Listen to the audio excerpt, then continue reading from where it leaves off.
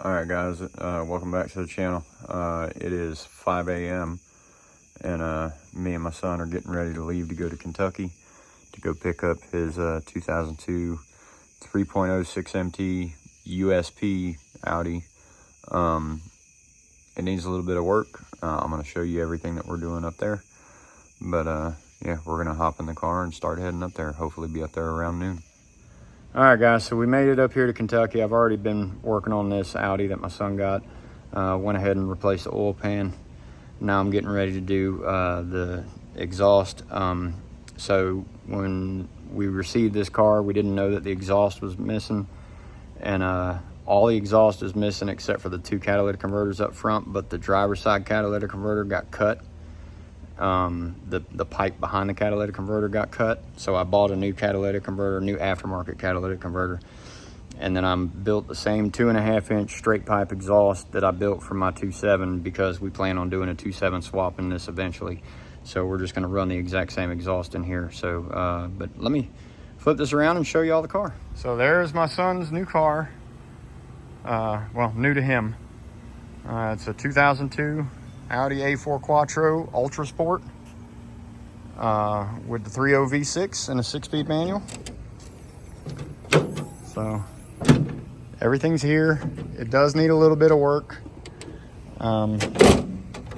Fuck. I didn't mean to close that because it's a bitch to open. The handle's broken inside of here. Now, we removed the seat because we're trying to diagnose some issues with this thing. It's got a lot of alarm codes in the interior of the car. Anti-theft alarms, freaking ECU alarms, comfort control module. I mean, there's all kinds of stuff that's throwing faults in here. But it's all black interior. We do have to replace the back seat because it had mold and shit underneath it and ruined the leather. And then both of the back door panels are falling apart, which you can see over there. And then they did some bullshit carbon fiber wrap and it's starting to crack and peel. But the whole car needs to be repainted. But it's a true ultra sport. So that's the big selling point on it, is that it's a real deal ultra sport and it's a 3.0 V6 with the 6-speed. So it's going to be super easy to do the 2.7 swap. And there's the exhaust that I've built for it. So there's the X pipe, and then there's the tail pipes, and then there's the new catalytic converter that I bought for it. So I'm gonna lay out this exhaust and install the catalytic converter on this thing, and try and get the rest of the exhaust bolted in and everything, and then hopefully we can get this thing running tomorrow. I gotta let that oil pan dry overnight before I put any oil in it. But the oil pan had a big crack going down the back of it. Looked like somebody picked it up with a forklift and the fork went through it. So I don't think it's anything. I don't think there's any damage to the engine. I think it's just they damaged it when they were moving the car around because they haven't been able to run it. But if I can't get it running with the equipment that's in the car, I did bring my instrument cluster, my ECU, and my ignition key to reprogram this car to all the components out of my car so that we can get it to start if the immobilizer is what's preventing it from running. But it looks like it's got CAN bus data communication errors. So I may have a dead module that's frying the system. So I'm gonna have to keep trying to figure out what's going on with it and see if I can't get this thing squared away. But I'll post updates as I get done. If I get it running, after we get the exhaust on here, I'll do a sound clip of the exhaust, because even though I built this exact same exhaust for my car, I never had it on the 3.0. I only had it on the 2.7. So I'd like to get a sound clip of it on the 3.0 because I know it's going to sound a little different. I don't think it's going to sound the same as the 2.7, but we'll find out once we get to that point. So now I'm going to work on removing the driver's side catalytic converter, get it replaced, and then I'll start laying out the exhaust. All right, everybody, it's 10 o'clock at night. Been working on the car ever since I got here about 1 o'clock this afternoon. Wound up getting the driver's side catalytic converter replaced. It was a little harder than I thought. Had to take the CV axle heat shield off. It's 3 6mm bolts, and remove that. And then I was able to get to the two bottom nuts. The top nut was very difficult to get to. Had to remove the coolant tank, remove all 3 coil packs and camshaft position sensors and whatever wiring was on that side so I can move the wiring harness out of the way. And then I had to use an offset 13 millimeter regular wrench to break that top nut loose because of how close it is to the catalytic converter. And once I got it to break loose, then I just used a regular short 13 combination wrench, open inside, and turned it the rest of the way off, and it came right off. And then was able to pull it out, slid the new one in, bolted it up, and so now the only thing we have left to do to the exhaust is we have to fit the 2.5 inch straight pipe exhaust onto this car, weld all the seams that I left separated so that I could fit it in my car to get it up here. I got to weld all that together and weld the hangers on it, and then we'll have the straight pipe exhaust on it. But I did a scan on this car, and I knew when my son bought this car, that it had a fault on the instrument cluster, and because it says DEF on the trip odometer, and that's generally an internal module fault on the instrument cluster. And so I brought my instrument cluster, key, and ECU out of my 3.0 because my car doesn't need the 3.0 ECU, and it doesn't matter if my key matches or not because I don't have an immobilizer in my car. So I brought all that stuff up here so that I could rekey this car to try and get it to start. I'm gonna try and delete the immobilizer off of this ECU, but I don't know if I can. If I can't, then I'm gonna switch out the instrument cluster and everything and try and get it to where we can drive it home. But it's got a on the Rostec, it's a 00474 code, and it's an immobilizer communication fault, and the immobilizer is in the instrument cluster. So and it says there's an internal control module fault in the instrument cluster when you go into the instrument section in the Rostec. So I'm gonna look at doing an ECU or immobilizer delete on the ECU. I don't care if the freaking immobilizer thing's flashing on the instrument cluster when I'm driving it home, as long as I can drive it home.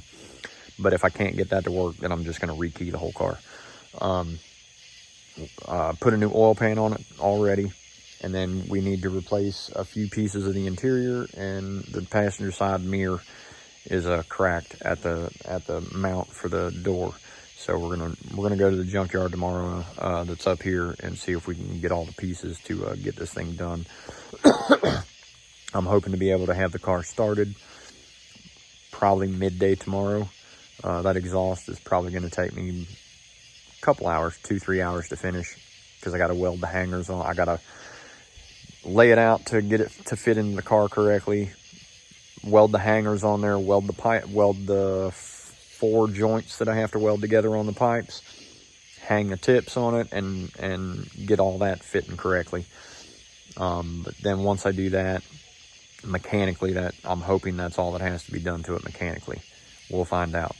But I got to get the immobilizer squared away so that I can get it to run longer than 5 seconds. So I'll pick back up tomorrow after I have some more info on this thing. All right, guys, so today has been pretty eventful.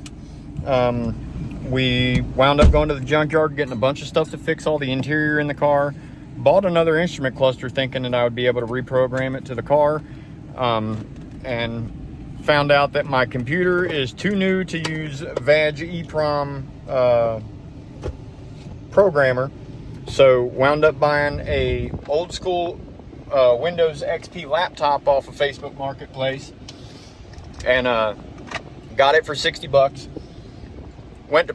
We were able to pull all the original information out of the original ECU and put it into the old computer, and then went to put the new instrument cluster in and found out that it's not compatible. The instrument cluster that came out of the car is an RB4, and the one that we bought is an RB8, and I didn't realize it until we got back here. So we are on our way, turn left, 2 hours north into Indiana, see if this instrument cluster is an RB4. He's not home, so he can't pull it out, but he gave me his address, said he's willing for me to go up there and pull it out and see if it's an RB4. And if it is, we'll buy it, and then we'll get it freaking programmed to the car, and hopefully we'll be good to go. But Yeah, we're going to be driving for the next 4 hours, 2 hours there and 2 hours back. So turn left. I'll post it, or I'll video an update after I get back. All right, guys, it's Monday morning, like 8 o'clock in the morning. Been working on this car all weekend. Got the exhaust completely installed. Been trying to get the cluster working. I don't have the correct cables here to be able to crack the ECU and get the bin file for the SKC off of the 95040 chip. So what I think we're going to do is we're going to hire a transport to take this back to Atlanta for us. And then when I get it down to Atlanta, I've got everything that I need to get it, the immobilizer fixed and get it to where it can run. It's unfortunate. I was really hoping to be able to drive this back, but I don't have the stuff here to do it, and I don't have enough time to wait for it to be delivered. So I'm just going to have to wait until I get back to Atlanta with this car. Or I'll get back to Atlanta, and then I guess the car will be here later this week. And I'll figure out what to do with it then. So I'll post an update once I get the car back to Atlanta. So my son is super excited because his car just got delivered. You recording me, really? Yeah. He's been over here being impatient and everything. Yes, I have. But there's his car finally at the house. So we just got it dropped off. So yeah, good times. Hopefully I'll have this thing running here shortly. All right, me and my son just towed the car down here to be with the rest of the fleet. And I gotta say, even though the paint's kind of jacked from the clear peeling, this is a damn good looking car. I mean, I've always loved the USP or ultrasport, whatever you want to call it. But you know, I've always liked these. And then now it's got the 2.5 inch straight pipe exhaust on it from where I put it on up there in Kentucky. Haven't really been able to run it to hear it really good, but it's on there. And man, this is a good looking car. Once we get a fresh paint job on it, this thing's gonna look sharp. Tint the windows and paint it. And then if he wants to change the wheels, I don't know what he wants to do with his car. But yeah, I think he wants to put, didn't you say you want to put different wheels on it? I was thinking about it, yeah. But so, I don't know what kind. Yeah, but I mean, he's got to recover from buying the car, because this was 100% him buying this car. So I'm very proud of my boy over here. He's been stressing out, but I'm very proud of him. This is his first major purchase, and he bought it on his own. I'm very, very proud of him. So now it's time to get this thing going for him. All right, guys. So when we went and picked this car up, when I first opened the hood, I noticed that this headlight was broken. The clips are broken, and the bottom tray that holds it up is broken. But I happened to remember that I had a headlight out of my car before I did the the B7 swap. And this is the original HID headlight out of my car. And I don't have the driver's side one. I've only got the passenger side one because the driver's side one got cracked when I hit the deer. So I only have this passenger side one, but just so happens that's the one that's broken on here. The problem is his headlights, even though they are projectors, they're the chrome background, and mine are the blacked out background. So I'm gonna go ahead and put this light in here to make it where it works, and so that it's not flopping around and everything. But we're either gonna try and find a chrome passenger side light or a black driver's side light so that we can make them both match. And my son and I both prefer the black one over the chrome one. So we're gonna try and find a black one over top of finding a chrome passenger side one. All right, guys, so I've been working on figuring out how to do the immobilizer on off and getting everything going. And what you got to do is you got to put this in boot mode. In order to put it in boot mode, hook it up to the car, run a wire from your negative terminal on your battery, and touch it to the second to last pin on this side of this chip. Let me try and get it to focus. So the second to last pin right there on this side. And I just use a small piece of wire to touch. But I run it from the ground, or from the negative terminal on the battery over to here and put it in boot mode. You hold that and then have somebody turn the ignition switch on, and you hold it on there for 5 seconds and then take it off. And then you'll hear the cooling fans turn on. Once the cooling fans turn on, you know that you're in boot mode. Then you can save the bin file with the ME7 95040, which is right here. me7954040.exe, and then the EEPROM tool underscore 04.exe is what I'm using to decode this. This is all freeware. EEPROM, the way that you write it out is you have to get your bin from the me7 underscore 95040. And what you do is, I'll show how to run that code as well, but you type in that and put a space and then -- help, and it'll tell you how to do everything that you need to do. But I could not get it to work in OBD mode. I could only get it to work in boot mode. So that's my recommendation. Put it in boot mode, and then you got to have it in boot mode to load the EEPROM back in anyway, if you're turning off the immobilizer. So put it in boot mode to do it, and then if you, I'll type it out. So if you do me7 underscore 95040 -- help. All right, so now it'll show you all the different things that you can do for that. And now you need to have a really good understanding of command prompt or C prompt. This is like DOS. So I knew this from when I was a kid. That's why I understand how all this works. But if you don't know what's on your directory, so when it starts out, it's on documents and settings, and then user, and then current directory, or I did change directory. So CD / will take it back to just the main C drive. And I save all my stuff directly onto the main C drive. I don't put it in any folders or anything, because that way it's easier to deal with when I'm doing command prompt. If you're familiar with how to navigate through command prompt and pick up your different folders, by all means do that. I like the ease of use of just putting it on C drive directly, so I don't have it hidden in any folders. So then get into your, if you type out what I have where the mouse is, where it says dir/w/p, dir is telling it to list what's in the directory. W means span it the width of the page, and P means page it. So if there's a lot of files, it'll make it to where you have to hit the space bar to let it continue, so it doesn't just scroll endlessly. But these are the programs that are on my C drive, and you can see test bin that's my actual bin out of my ECU, and then test off, I already turned the immobilizer off. So this one that I wrote is actually turning the immobilizer on.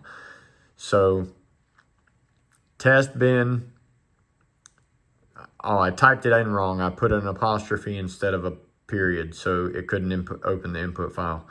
Retyped it and got immobilizer 2, and the immobilizer is on, and that's on my test bin. So I did in test off.bin, and then immo on, and then out test on bin, and it's telling it to turn the immobilizer back on.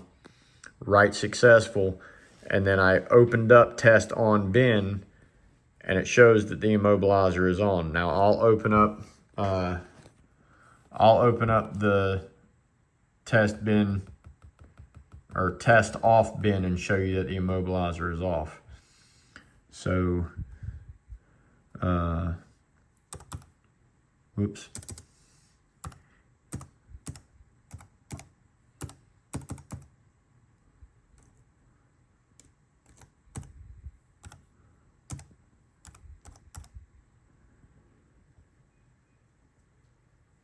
Sorry, my hand's so shaky.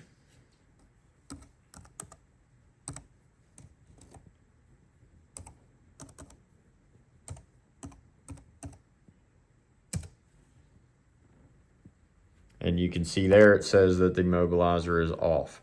Checksum is okay. And it fixes the checksum when it switches from the immobilizer on to the immobilizer off. So it fixes all that stuff to where you don't get an error when you write it back to the chip. So now I'm gonna go write this test off bin onto the 95040 chip in this ECU right here on my son's car, and then we're gonna try and start it. Now the cluster may still throw the hazards flashing. It may sound the alarm. I don't care. I need to see if the engine runs and how it runs when it does run. So that's what I'm getting ready to do. Okay guys, so in order to get this to take, there's several steps that we had to do with the vehicle. I'm having my son assist me. So what I'm having him do is turn the ignition switch on, and then within 10 seconds of me getting it into boot mode, I'm having him hit enter after I already write the code in. So you can see where I've gone through this, and I wrote the data on there, and then I read it back out of the port. Then I verified that it saved that file right there. Then I mistyped the freaking EEPROM tool file. So I retyped it correctly here. And just checked it. And now it says that the immobilizer is off on my ECU. So I'm going to show how we had to do this. So what I have to do is I have to go ahead and write the code out before we even start. So I do ME7 underscore 95040 boot mode RP1. I'm using port 1. And then my file name. So I'll call this one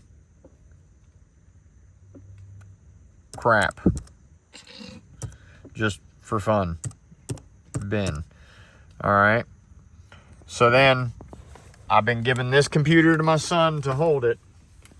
And then when he cycles the ignition switch on while I'm holding the wire up here, I got to hold it on the 24 pin for 10 seconds. And then after the fans kick on the front of the car, then I have him hit enter. So I'm going to show you how we do it right here, one uninterrupted shot. So, all right, so what I'm doing is I'm touching this wire to this pin right here. Turn it on.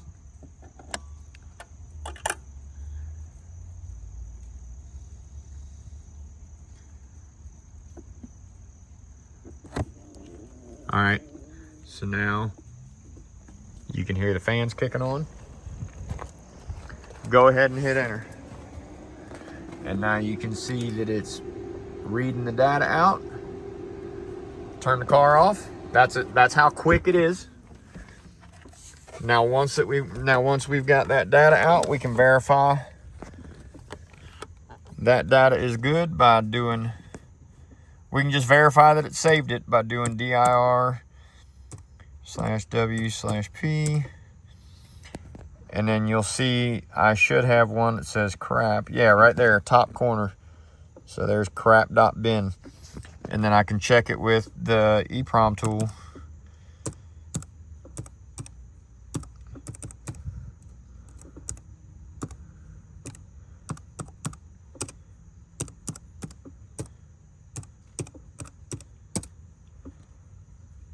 And there we go. Immobilizer off. Checksum's okay.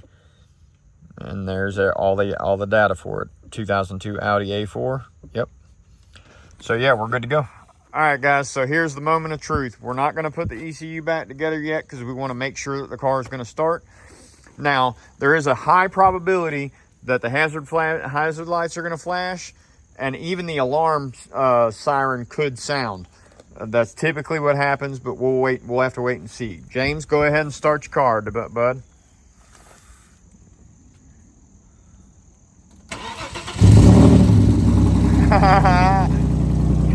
All right, let it idle. Yeah, so the hazards are flashing. So yeah, the alarm's going off because the immobilizer is active on the cluster. Man, that thing sounds freaking mean.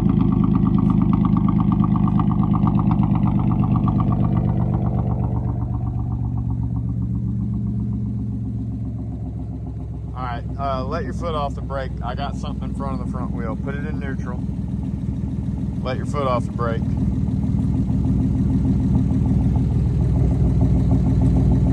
All right, hop out of there. Let me see. Okay, I need to go listen to that exhaust.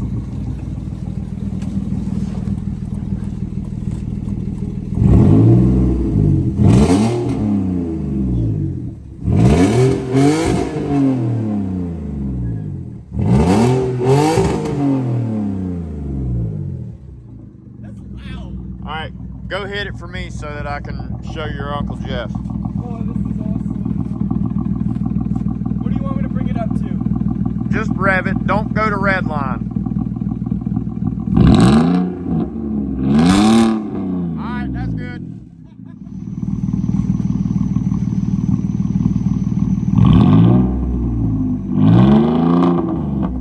Quit being a pussy.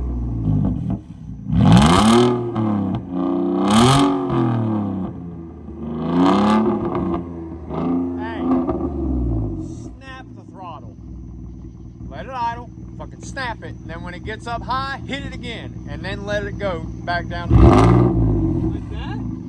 watch. All right, hit it.